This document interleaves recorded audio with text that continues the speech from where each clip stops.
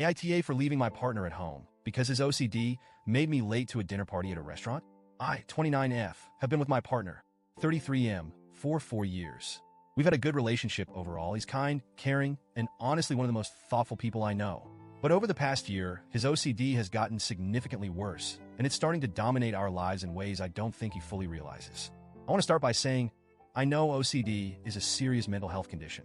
I know it's not something he can just snap out of or fix overnight. I've tried to educate myself about it, and I've done my best to be supportive, patient, and understanding. But there comes a point where the impact on our day-to-day lives becomes unbearable, and I'm honestly at my breaking point. When we first started dating, my partner had a few habits that I now realize were part of his OCD. He'd double-check the locks on the doors before we left the house, make sure the stove was off, that kind of thing. It wasn't extreme, and honestly, I just thought he was being cautious. I didn't mind waiting an extra minute or two while he made sure everything was okay. But over the past year, his routines have become so much more intense. It's not just checking the doors and stove anymore. It's repeating certain phrases under his breath, checking every window in the house multiple times, and doing these internal mental checks that can take upwards of 30 minutes. It's no longer just a small quirk.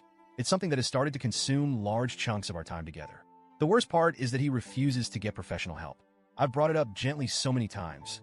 I've suggested therapy, even offered to help him find a therapist who specializes in OCD.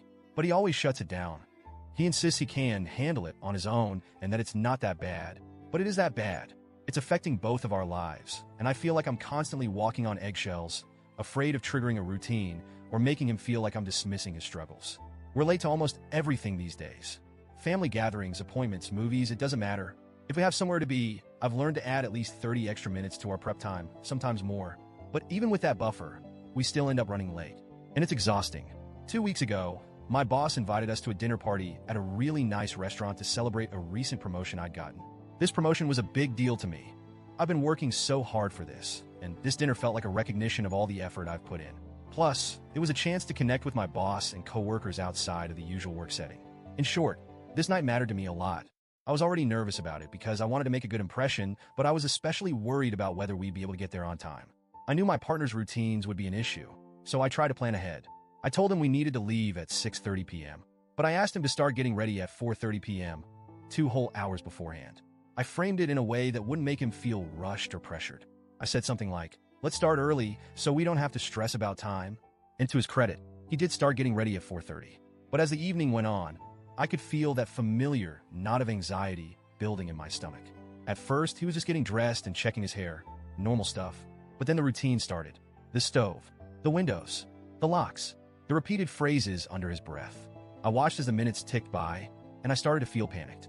At 6:15, I reminded him gently, hey, we need to leave in 15 minutes. He said, I know, I'm almost done. But he wasn't. At 6:30, when we were supposed to be walking out the door, he was still mid-routine.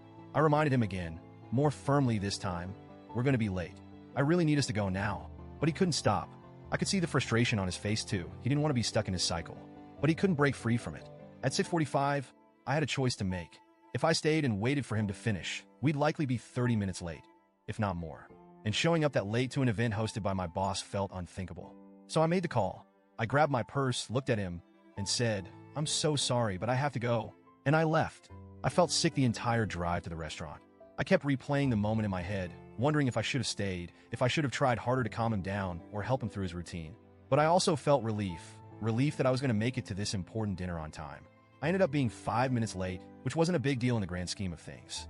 My coworkers were friendly and understanding, and I blamed traffic for the delay. The dinner went well, and for a few hours, I managed to push my guilt aside and just enjoy myself. But when I got home later that night, the tension was palpable. My partner was furious. He said I'd abandoned him, that I wasn't being supportive, that I should have waited for him no matter what. I tried to explain my side, that this dinner was incredibly important for my career, that I'd asked him to start getting ready 2 hours early, that I'd waited as long as I could. But he wasn't hearing it. He said that I made him feel like he was a burden, like his OCD was an inconvenience to me. And honestly, it is an inconvenience. But it's also so much more than that. It's heartbreaking, because I can see how much he struggles with it, how much he wishes he could just stop. But he can't, and it's eating away at both of us.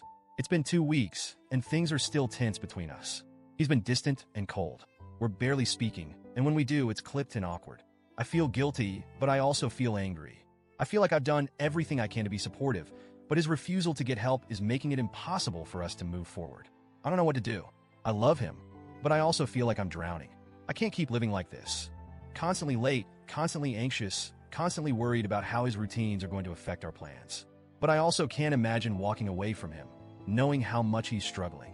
So, Ida, was I wrong for leaving him at home that night? Should I have stayed, even if it meant risking my reputation at work? Or was I justified in prioritizing something that was so important to me?